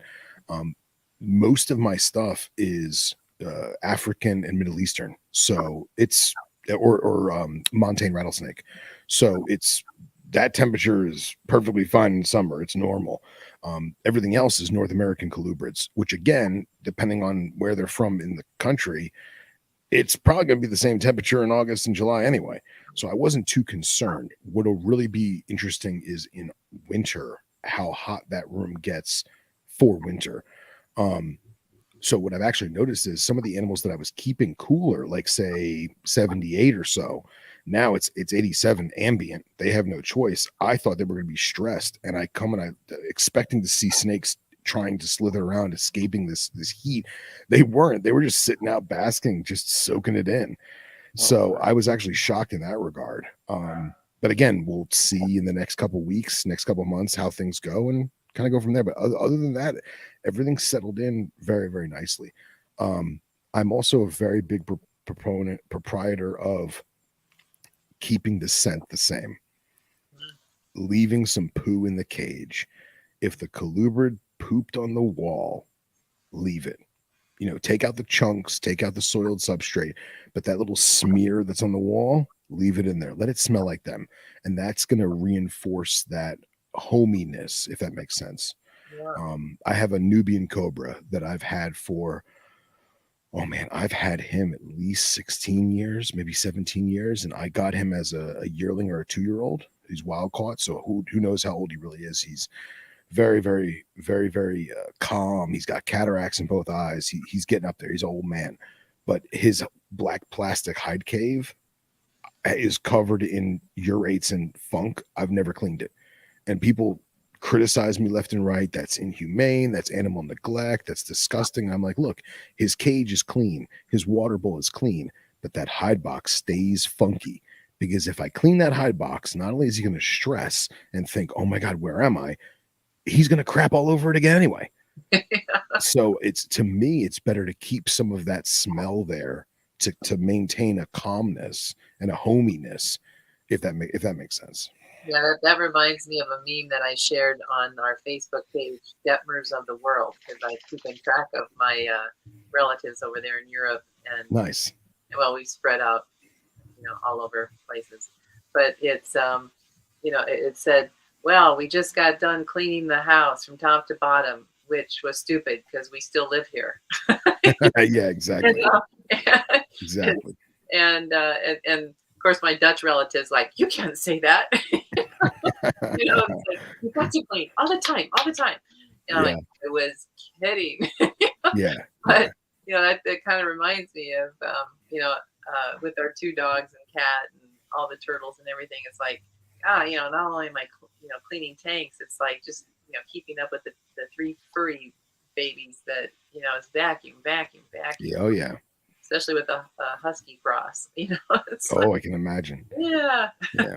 And I mean, the way I look at it is the cage is clean, the water bowl's clean, the husbandry is sound, but it's no different than your dog stealing that sweater and making it theirs and smelling like you. Like, yeah, you probably wash it every so often because I'm sure it gets funky, but for the most part, it smells like their coziness. They want that, and I look at the snake being the same way. Yeah. Well, I mean, in the wild, don't they use the same den? Oh yeah, for sure. Yeah, and wouldn't it have their scent? Yeah. So it seems like that's the nature's way. Yeah, and by no means am I telling people to not clean their enclosures. No, that's far from it. Clean, make it clean. But something like a hide cave, you want to leave it stinky, go for it. You know what I mean? I wouldn't leave chunks of feces attached to it, but just because you scraped the chunk of feces off doesn't mean that you need to bleach the whole thing. You can leave it a little smelly. Right. It is the way. It is the way. This is the way. So for those of you so did you go from then like hotspots to an ambient then with the room switch? Yes and no. So certain things like the wrinkles, I had hotspots in there and I varied it's on timers and I varied it per the amount of light that we get throughout the year. So I mean, obviously, like the summer solstice is going to be longer. I didn't equate for that. Let's be real. But I go from basically being a solid 5 hours of basking in winter to when I know it's going to be cooler to 2 hours in summer, just because it's that much hotter. It doesn't need to be hotter for that long. They still have their basking light on. And believe it or not, those suckers were basking under the heat lamp, which is like probably 100 Fahrenheit, and the room was 87. They're just sprawled out. And it's crazy when a cobra is basking because they open their hood flat to make more surface area to absorb that heat. Wow. So the cobras were actually basking. Some of the other things like Everglades rat snake, Outer Banks king snakes, corn snakes, Trans-Pecos rat snakes, I had heat mats underneath tubs, right? I took all those heat mats away because if I had those heat mats, they would just cook in that room. It's just too hot. So I'm not noticing anything specific with them out of the ordinary, but they're sprawled out, just chilling. So they're not trying to escape this temperature. So I assume everything's status quo. You know, So what about the nighttime temps?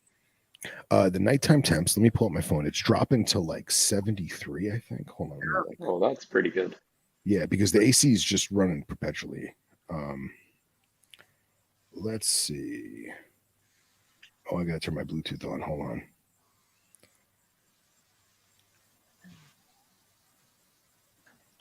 It's loading. Sorry. Oh. All right, so I have today's temperatures. So at 8 a.m. this morning, it was 77 degrees Fahrenheit in the room. And then at 4 p.m., it was 85.6. Now it's at 81.7. Okay. So it's holding. But You're now still getting down close to 75. Sure. And if I go back to when I first set when I first put the Govies in the room, this was June 10th was the first day that I put the Govies in the room, and the low was 73.4. Okay. Yeah. And so you don't open up the windows at night to have them chill? No, I can't. Everything's bolted shut for venomous law. Oh, gotcha. Yeah. Now I may the windows have screens. What I may do is I may double up the screen. I may put another screen in front of the glass that could be removed. That way in wintertime, because like I plan on breeding Montane rattlesnakes, and let's be real, they're not going to do anything unless you can get them down into the 50s. So what I may do is for them, I'll probably have to do a chiller of some kind, some kind of converted wine cooler or something, but in anticipation to build them up to that, because I don't want to just stuff them in there at 50 degrees. I want to taper them into it. What I want to do is I'm going to probably try and make some kind of double screen so I can open the window, but still have two screens as a double barrier, if that makes sense. Yeah. And that way in wintertime, when it does get into the 60s, I can open a window and let some fresh air and let some cool breeze come in. And I got 6 months to figure it out. So we'll think of something. Yeah, boy. That's Yeah, and it's very different than my previous home because I was in a townhouse and we had a crazy air conditioner. So and I like it cold. My old roommate liked it cold. So at night it would be the ambient temp in the house would be I don't know, 66, 65, and snakes were loving it because the next day it would get back up to 100 in some of the enclosures, some of the Saharan stuff. So they got that really good 20, 25 degree night drop. I don't know how I'm going to do it in this room, but we'll figure it out. Well, that's what we're getting here. I'm still getting nights of 59, and then like today was up in the 80s. Oh wow, yeah. So, yeah. For the turtles outside, if they're going to have a really strong drop, I cover them with tarps, and then the sunken tubs, maintain a good temperature, and then open them up at 8 in the morning when it's up in the 70s again. Nice. Because when you're at the lakes, even one of the highest lakes here in the Black Hills, it absorbs all that heat during the day, and by morning it's still pretty warm. So I tested the temperature, how warm that morning was, and it's the water's still like 70, 72. So that's what I set my outside water heaters at, and then so when I cover them with the tarp, they're staying with that water temperature at 72. Nice. And then with their covered habitat, they're not breathing in really cold air and subject themselves to Oh yeah, it's something most people don't think about, them breathing in that cold vapor. Yeah, and it's just been really weird. I mean, we haven't had a night yet in the 70s, which is great for us mammals who love to sleep in the cool temperatures. But the extra steps that I have to take for the outdoor turtles, which I'm acclimating these rescue juveniles, is I'm not willing to risk them getting pneumonia when they're so close to I want to release them. So yeah, it's just bizarre. I mean, we usually by this time we've got air conditioners in the windows and we haven't needed them. The temperatures are just dropping just so drastically. That's great, And though. it's crazy because out on the plains, like out by the Badlands, like they're hitting hundreds every day. Wow. So, Wild. yeah. Did Yeah. Peggy, did you see they mentioned it on Herpetological Highlights this past episode? There's a new paper out about aquatic turtles, what they call moon basking. Oh Have you yeah. seen this? Where I guess the water temperature is too warm, so they're basking out of the water during the nighttime to regulate the temperature. Yeah, That's crazy. I've never seen that. I did catch that paper, and it's like, wow. Yeah, I gotta find it. I haven't had a chance to go digging for it, but I was very intrigued by that. Yeah, that is unusual. Sadly, I have seen, up in the higher lakes that there was one turtle in one lake and another in a different lake that were showing signs of pneumonia. Oh wow. How cold that and usually in the morning at those lakes it's really foggy and cold. So it's like, oh geez, they're having the water stay warm and then that cold vapor. And you hope they recover. Sure. Usually they can bask their way out of that pneumonia. But I was really shocked to see two turtles swimming lopsided and floating wow. up, and sometimes if they flip themselves over, they're one of the lungs may be full of fluid, and then they're just so imbalanced that they can't. They drown because they can't flip themselves. Damn. It's really, it's just the weirdest year here.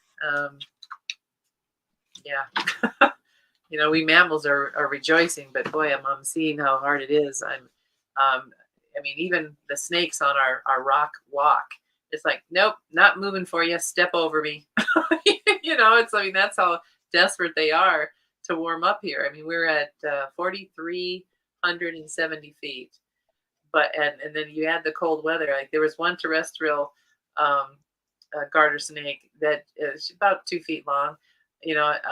I thought it was a stick because one of the dogs had just run right over to the gate, and the stick didn't move. And then as I went to the gate because FedEx was delivering something, I looked. I said, "Oh my God, it's a snake! It's not moving." And I'm thinking, okay, so then.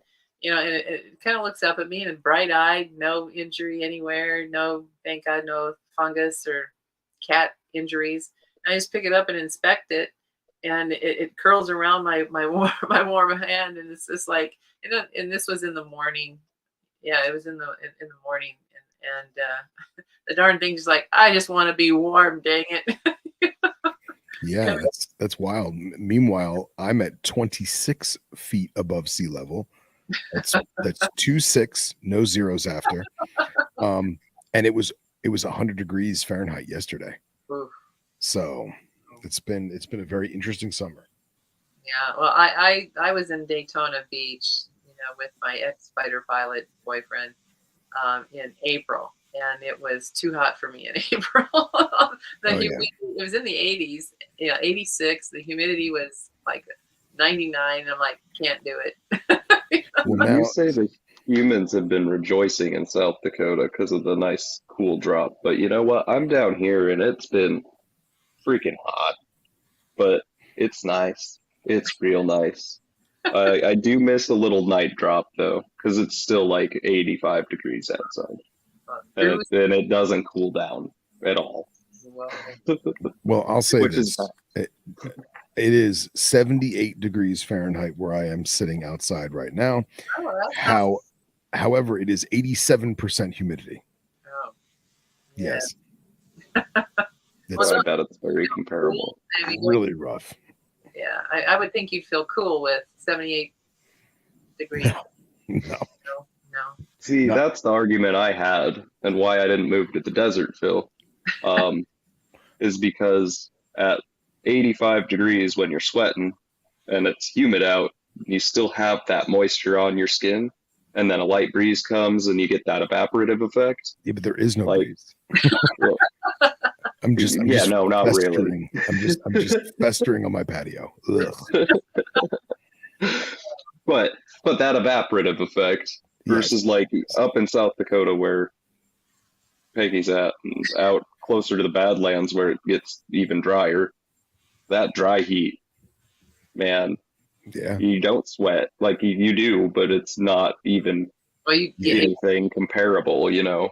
yeah, you dissipate the moisture so quickly. You know, if it's hot and dry and windy, it's like, ugh. Yeah, you know, they say well, that will, you know, it's a dry heat. It's not as, you know, it's not as hot or it's not as cold. Or I'm like, yeah, right. I don't know. I'm just too much of a Nordic gal that you know, I think my relatives moved here in the 1880s, you know, because it reminded them of back home there in Denmark and northern Germany and the Netherlands. It's where all my family comes from, and it's like, yeah, you know, let's settle in Minnesota and North Dakota and South Dakota. Nice. I love it. Where yeah, the nights drop to livable temperatures. That's I'm gonna great. put this out there publicly. I believe there are very extreme weather circumstances, but I really think the weather overall on Earth is fairly consistent in its patterning. Like 80, like it's about the same temperature here in the daytime as it is in South Dakota. Yet I'm like 10 or 15 latitude lower. So like there's still some consistency. Like you're not gonna, it's not like I left Earth. Yeah. You know what I mean? Yeah. It's hot, but like Well, it's this I think hot it's there also too. it has to do with the fact that it's summer. You're still in a temperate zone. You know what I mean? And that your winter in South Dakota is vastly different than winter in North Carolina or South Carolina. Yeah. Absolutely. And then the summers, you know, like you know, the summers of my relatives over there, because they're so close to the oceans. Their summers are a lot cooler than here, and their winters are warmer than here because they've got the ocean current keeping them warmer. So I mean, my relatives in Denmark aren't dealing with, you know, 90 below wind chill like we are, stuck in the middle of a continent, you know. Wow. And That's you know, wild. yeah, I mean, yeah, you know, just usually for about 2 to 3 weeks in the winter, you know, we couldn't even get water out of our hydrants for the horses. We'd have to find some warm water somewhere because our hydrants were frozen. And That's wild. we had, you know, 3 weeks of, you know, 40 below, and that's the standing air temp, not, you know, minus, Wow. no, you know, that's not counting any wind chills. And so it's, you know, but that, you know, you don't get it through the whole winter. And some winters you won't get it. But when you do get it, it's like, why are we living here? You know? That's why I'm gone. Yeah, right there. Yeah, Because I ain't dealing with that anymore. After I've had a Nebco heater under my house so many times thawing out frozen pipes. Like, I'm good. I don't need to do that anymore. Yeah. It's crazy. Here they're talking about like building like a French drain, like down here where I'm at. Talking about building a French drain, and I'm like, oh yeah, you guys don't have freezing issues. Like if you built the French drain this close to your sidewalk in South Dakota, it'd bow up. You'd be screwed real quick. Yeah. Oh, but well, no, it doesn't freeze here, so we don't have to worry about that. What is a French drain? I don't. It's essentially a hole with rocks in it. So water can go into the rocks, like go through the rocks, but it can hold water, but you don't see the water, or bugs can't lay in it. What is its purpose? To hold water and dissipate it out to the soil. So like you could take like your gutter's downspout and build a French drain for it so it goes right into the ground, you never see it, bury it, put grass over the top. It's just essentially a rock filled pit that can hold water, and the rock is just there to help support the ground above it or look good.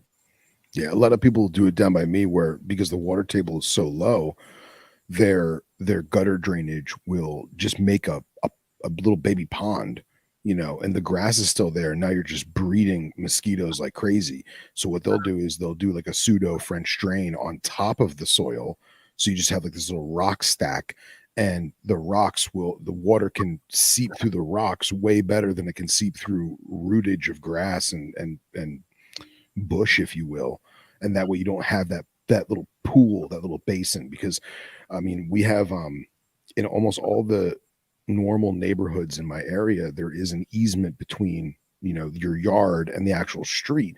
And every single time, I mean, it rains every single day between 4 p.m. and say 6 p.m. every single day in the rainy season. That water will stay there till the next morning. Wow. So, and there's certain species of mosquito that they only need like 4 hours to hatch. Whoa. Yeah, so or maybe 6 hours to hatch. So it's pretty necessary at times. Wow. Yeah, we here the Black Hills has the highest amount of West Nile cases in North America. Wow. Because that little Egyptian mosquito was able to, just thrive here, especially in the Black Hills. And I was one of those persons who got West Nile. I lost a friend to it. Wow. And then I had the encephalitis for 3 months. Jeez. And they had to keep me on antibiotics because my brain swelled, or not antibiotics, anti-inflammatories and antispasmodics. I was paralyzed from the waist down for 6 hours at one point, and then they had to do higher anti-inflammatories. Well, so it started in August. By November, I was like, just shoot me, what I mean? And because it triggered the migraines, and then I caught influenza A on top of it. Ran a fever of 103.6. Killed the West Nile. Wow. And I was like, yay, influenza A, and so then all these doctors like, wait a minute, all we have to do is induce a fever to kill West Nile. And so it became a thing. My doctor reported like, hey, she ran a fever 103.6 that it killed the West Nile. So then they found, and then I got it 5 years later. And so I hit a really hot bathtub, got my body temperature up to 102 for 45 minutes, did that a day, and only had West Nile for 3 days instead of 3 months. And so it was just, the magic number was 102. So hit a sauna, and then so then I reported that to my doctor. And then 6 years later, I got West Nile again. And wow, 3 times. It was like I was keeping the immune going until the 5-year mark, and then I'd catch it again. So yeah, I'm out there telling neighbors, check to make sure you don't have any water standing anywhere. And yeah. Oh well, and then I posted that thing in the Facebook group. Like South Dakota's ranked number 2 or 3 for mosquitoes this year, just because of how much rain you guys have gotten over the course of this summer. And you guys, listen to you. I know. I was just about to say it. No. I was just about to say it. It's really funny. I went up and I'm like talking to people, and I'm starting to talk like everyone else down here. Yeah. If that makes sense. Yes, instead of talking, I'm getting my integers in and just little, I can't think of one, but. Well, my friend from Mobile, Alabama, he gave me a book on how to talk Southern, and down. It's not just it's the Southern mixed with hood, though. You got to add the hood, so you can't be like, oh, I went out to the lake. You got to say something like, we be going to the lake today. Yeah. All right. Right. So, but then you got to add a little twang to it, depending on who you're talking to, because no one here is actually from here. I have met one person who was born and raised here. So I asked one of my Texas gal friends, I go, how come when you swear, it doesn't sound so gruff as when I swear? And she goes, well, honey, you just have to add an extra syllable to it. So the SHIT becomes, with that, shy is, it just sounds smoother and more feminine. And I went, okay, you got to write a book on that. Like how a girl can swear and still sound smoother about it. Peggy, it doesn't matter how far north of the Mason-Dixon line you are, you will always be a Southern belle. Yeah. oh man, Yeah. that's great. It was funny. Yeah. Well, do you have any other questions for Phil? Phil, do you have any moving questions for me? I don't know if you covered all of them when we were on S&S. No, that show was kind of back and forth and everywhere, and kind of a mess. My fault. I want to have you back on Snakes and Stogies after you're all said and done, the same way you had me on here when I was all said and done. And I'd love to hear about your endeavors when that happens. So that's good. Yeah. I'll make sure to write like a list out so we stay on topic. Yeah, because we do that oh so well. Let's see. Moving tornadoes and see what else here. Yeah, exactly. Yeah, French trains and tornadoes. Yeah, well, we do things about how to evacuate your pets during. Yes, exactly. That's all a part of moving. Yeah, you gotta move them at some point. For sure. Yeah. So, do you have any other questions, Peggy? I'm sorry I bounced. That's what we do. Yeah, that's what we do. That's what we do. Yeah. No, not at this time, no. But it's I can't. Well, it's getting late there for you, Phil. Jeez. Tell me about it. All right. Oh yeah, he's in my time zone now. Yeah. That's great. It's late. I've been yawning. Yeah, I'm an early bird here. Nice. Well, Peggy, I'm definitely going to harass you off air about turtles in the near future, so expect those messages. Oh, okay, we'll do. I don't know if I asked you my closing questions. No. I don't know if I had my closing questions the last time you were on the show. I don't know. All right. I'm not remembering. Let's start. If you could keep anything. Oh, I think I did. Not extinct. I buckled like a belt. No space requirements, nothing. But you have to breed it and you have to be producing it. Oh God. What would it be? Well, I remember I gave you like 10 different friggin' things, and yes, you did.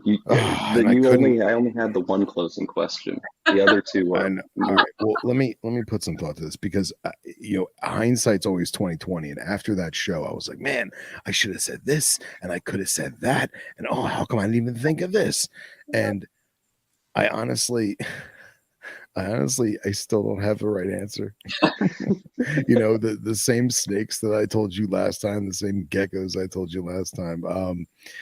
People are gonna have to go, I don't remember that show. I gotta go back and listen to it. I'm gonna have to go back and listen to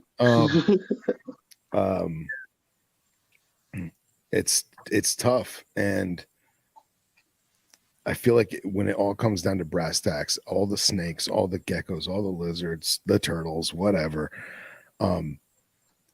I had a very, very amazing experience of helping my good friend Marcus, who was a herpetologist at a facility in Miami. We had sun gazers, and to this day, it's one of the greatest experiences of my life for the couple of years that we got to work with those lizards and build their enclosure and watch the interactions and interact with them. And I feel like if I had to give it all up right now and only have one thing, I would probably try and do them. The sun gazer, I don't know which one that is. Yeah, that's there's really no other nickname for them. It's Smog gigantus is the scientific name. It's the lizard that J.R. Tolkien based his dragon in the Lord of the Rings books on. So they actually changed the name from Cordylis to Smog in honor of that. Yeah. Okay, I gotta look that up. Yeah. And they're an endemic species to the Free State and the Transvaal in South Africa. They're a grassland plains lizard that basically fills the role of like our prairie dogs. Oh, wow. So they make an intricate series of burrows that are oftentimes interconnecting. They give live birth, and they are crazy spiky and look like a dragon. Oh, wow. So, and the story goes that when J.R. Tolkien had lived in South Africa in the Free State after World War II, I believe, or maybe World War One, he was sitting on his porch writing pieces of his first Lord of the Rings section, and he saw the lizards just living in his backyard in the prairie, and that's where he got the inspiration for Smaug the dragon. Oh, wow. So, I'm a Tolkien fan. I'm going to have to look that up. Yeah. So that'll be my definitive. All right, next time you'll change it. It's okay. You'll say fine. Stilettos. I know. Yeah. Right. Yeah. I got enough of them already. Oh, if you had one piece of advice for the new person coming into the hobby, whether they're coming in venomous or not, what would it be? Or lizards or turtles. Take yeah, any way you want to hit the question, I leave it pretty much open. Take your time. Have patience. Good things come to those who wait. That doesn't mean you shouldn't strike when the iron's hot, but take your time. Learn all you can. Gain experience from people who've been doing it longer than you. Even if they're bad at it, learn what makes them bad at it. And just be patient and take your time. You know, the people that have been doing this community, this discipline, as we call it, right, for 20, 30, 50 years, learn from them. Learn their ups, learn their downs. You know, they got to where they are. They became the best at what they do because of all the experiences they had. No one's an expert overnight. So just take your time and have patience and enjoy the ride. Cool. Nice. Yeah, I love those keepers that are willing to say, and don't do this mistake that I did back when and when. Yeah, absolutely. Absolutely. So the final question is related to a kids' TV show. Okay. Called The Wild Kratts. If you've ever seen Zaboomafoo, I remember that vaguely. Zaboomafoo. It's those same guys. The Kratt brothers, right? But they made they got old, and now they have an animated show. But in that show, they have what they call creature powers. They have creature suits, and they can become like a gecko that sticks to the wall and climbs up it, or they can become a hawk and fly. So if you could have any creature power, what would your creature power be? Oh, that's good. That's real good. I've often been known to ask people, if you were held at gunpoint and you had to pick between being able to breathe underwater at any depth or fly, which one are you going to pick? And as much as I find the ocean and aquatics fascinating, and I wanted to be Jacques Cousteau as a kid, I still got to pick fly, man. Just fly, like be able to go anywhere you want in the blink of an eye, be able to soar above everything, you know, like just Superman. It's awesome. Yeah. That's what I'm doing. I'm flying. Hopefully I don't have to get stuck with bird wings. Maybe I could get like the weird bat claw thing going on, you know? Yeah. I mean, even if I had like sugar glider webbing or like, you know, Draco lizard webbing, I'd be okay with that. Just let me glide. Yeah. I'm flying. Falling with style. Falling with style. That's it, baby. That's how I go downstairs. Nice. That's good. Oh, well, Phil, where can people find you at? People can find me on Instagram. It's knobtails.ig. You can also find me on the Herpetoculture Network. We do Snakes and Stogies, which is a cigar smoking herpetological conversation live show every Monday night on the Herpetoculture Network. And you can also find me on Venom Exchange Radio, which is an all venomous centric podcast featuring people who keep, study, and work with venomous animals. Awesome. Pegs, where can people go and donate to the cause? Where can people find you at if they have questions about donating to the cause of the turtle medical bills. Yeah, I pinned on my Facebook page called Black Hills Turtle Forum the GoFundMe page to help me with these rescues. I'm at a point now where I can't take on any more rescues. I'll have to euthanize them. The vet bills would be too much to piece a turtle back together. And you know, and I think, you know, even if we find some eggs on the road that are intact, in knowing what it's going to cost me to hatch them and then grow them up, and the vet bills is the key to before I can release them. I just can't take on anymore unless I get some financial help. And so that's where I'm at. So it's a GoFundMe page off of Black Hills Turtle Forum, and I won't put on anything about where to find me as an artist. Well, maybe if I do that, maybe I can sell more art, and then I don't have Come on, go for it. the GoFundMe page. Yeah. Okay, my sculptures and flat works, paintings and drawings. That is, you can find me on Peggy and Detmers artist on Facebook, and you'll see my large monumental bronzes that have been placed here and there, and some of my paintings of wildlife and landscapes and drawings and such. So yeah, I take commissions for all those of you that are putting in all these expensive aquascape ponds. Hire me. I'll put up a dolphin leaping out of that pond. But yeah, you can find me there. And on Instagram, Detmer Studios, on Instagram.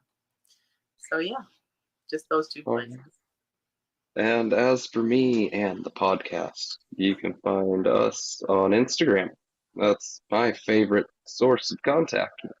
You can also find a group on Facebook where we have most of all the people who've been on the podcast in there.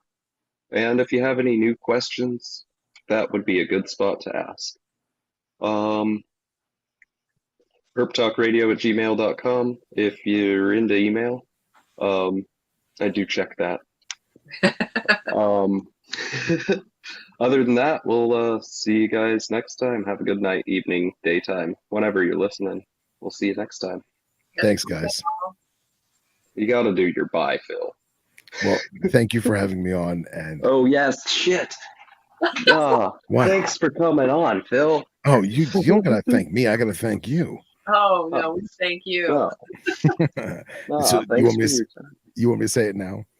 Yes. Sure. Is your finger on the button? Yeah. Bye.